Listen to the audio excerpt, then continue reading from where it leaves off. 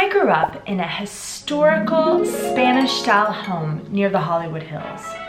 It was so historical, it dated back all the way to the 1940s. And the flats in Prague are even older than that. And flats in Prague have some interesting features that you don't see in apartments in America. So today, I want to prepare you, the American coming to Czech Republic, for some differences between the flat you'll find here and what you might be used to in America.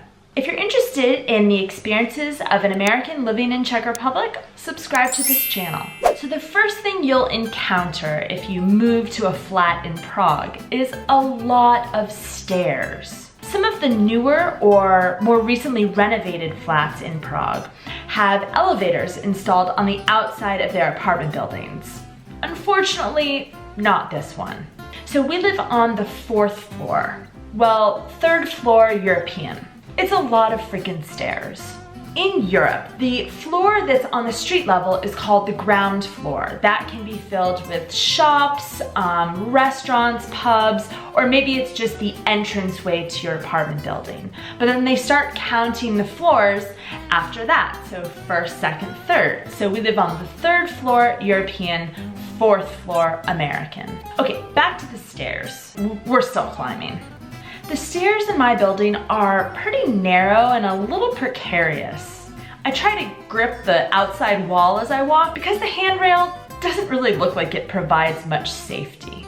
In America, we just kind of back our SUV into the driveway and pull everything out of it into the house. But here, you're carrying all your groceries, so you kind of have to consider what you can carry up 3 or 4 flights of stairs. It took a little while to get used to climbing these stairs, but I still get exhausted. Thankfully, they've installed this handy sink in the hallway so I can refresh myself before going inside.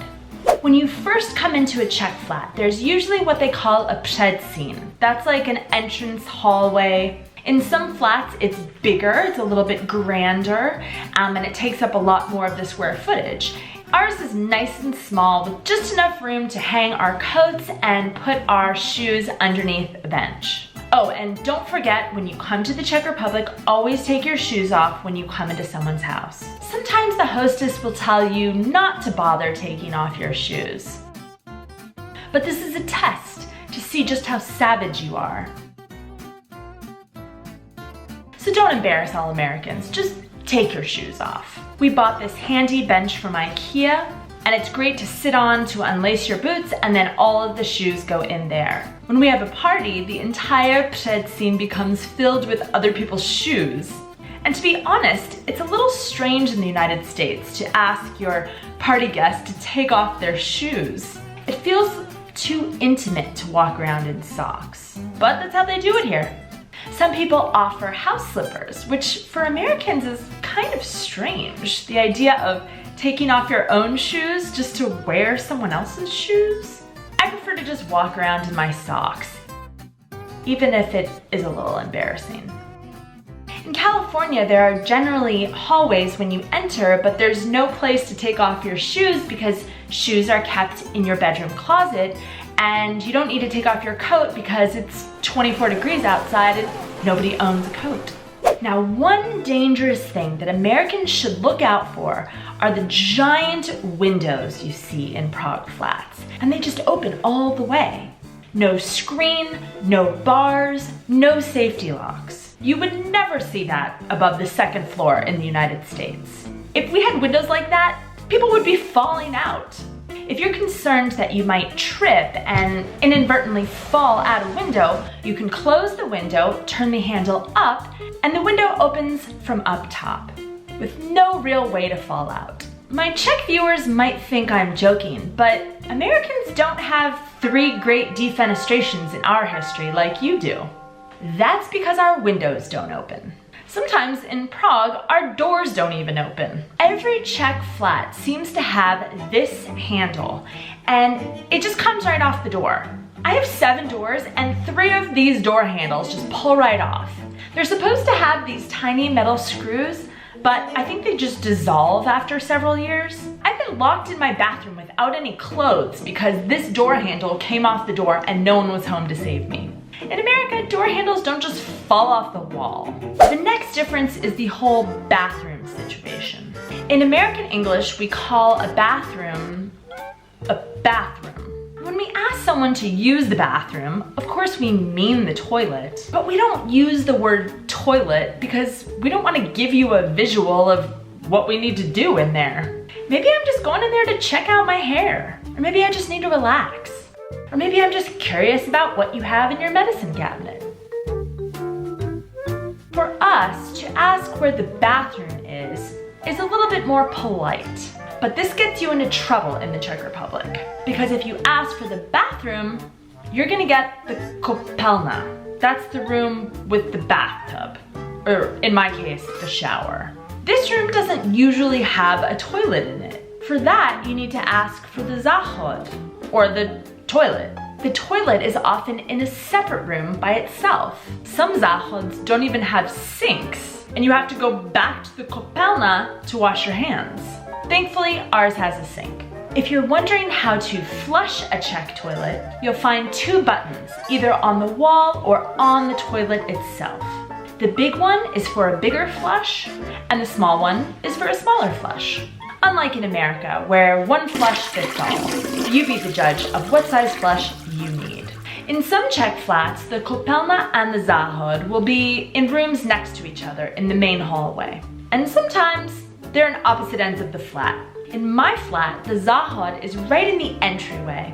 But if you want to get to the koupelna, you have to go through the předsíň, into the kitchen, and through the door that appears to be a pantry. It's actually quite nice to have a koupelna and a záchod separate, especially when you live with someone who likes to play video games on the toilet. Speaking of showers, so the shower heads aren't fixed to the wall. They're separate on this hose, which is nice. You can use it to shower all parts of your body. But some of the shower heads, like ours, don't even attach to the wall, so the only way you can get yourself wet is to do it with one hand. The Czechs must be highly dexterous because I don't know how they hold the shower head, the soap, the razor, and do all the things at once. Americans are just not as skilled. So if you need to attach your shower to the wall, you can buy this part which suction cups to the tile, and then you can hang your shower head up high so you can use both hands to actually clean yourself. Some showers don't even come with a shower curtain. And we had to rig up a shower curtain for our tenants so that they wouldn't get water like all over the place. I don't mean to make Americans look like we're total amateurs at showering. I mean, we don't do it that often. Our bathrooms didn't come with mirrors, so I bought these little mirrored squares at IKEA and just stuck them up on the tile. We've also had to purchase a lot of storage solutions at IKEA. Czech flats are just basically empty cubes. There's no built-in closets, there's no shelving units. Even our kitchen has only this one wall of cabinets. And that's barely enough room to keep the beef jerky and other goods we smuggle in from America. We put up these metal shelves to help us store our dishes and our dry goods. And here's a really cool space-saving trick that the Czechs do. They sell their spices in these little paper sacks. In the US, all the spices come in these like unnecessary glass jars. And when you cook a lot like we do, you end up with dozens of these and no place to put them. You think I'm kidding, but there are literally dozens of websites devoted to helping American women organize their spices. Whereas in Czech Republic, I can just hang these little sacks from our shelf or stick them in a Tupperware container. Spice packets, genius.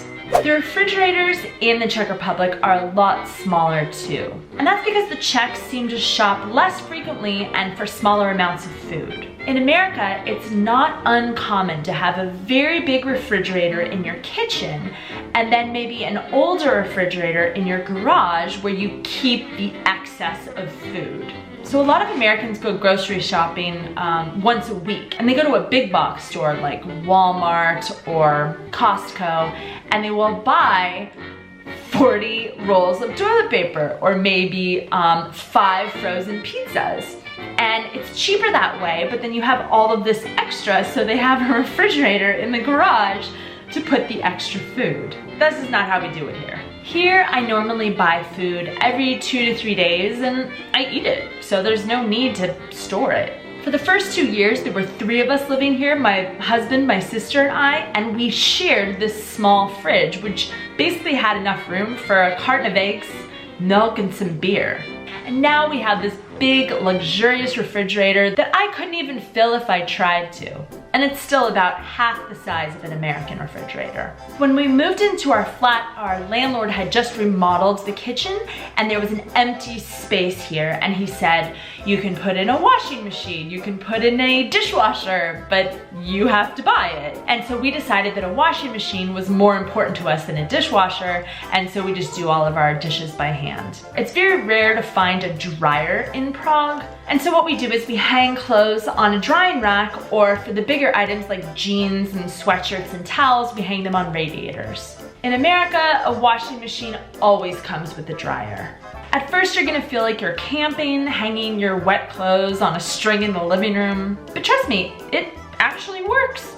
And it lowers your electricity bill. Czech beds are a little different. They often will put 2 twin mattresses together and call it like a full or a queen size bed. So if you've got a partner, there's always like that crack between you. And they only use fitted sheets. There's no top sheets.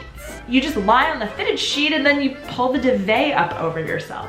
In America, we always have a flat sheet between us and the comforter. It just seems hygienic. I think that means that Czechs actually wash their duvet covers more frequently than we do. They sort of treat them like sheets, whereas we don't really wash our duvet covers every week.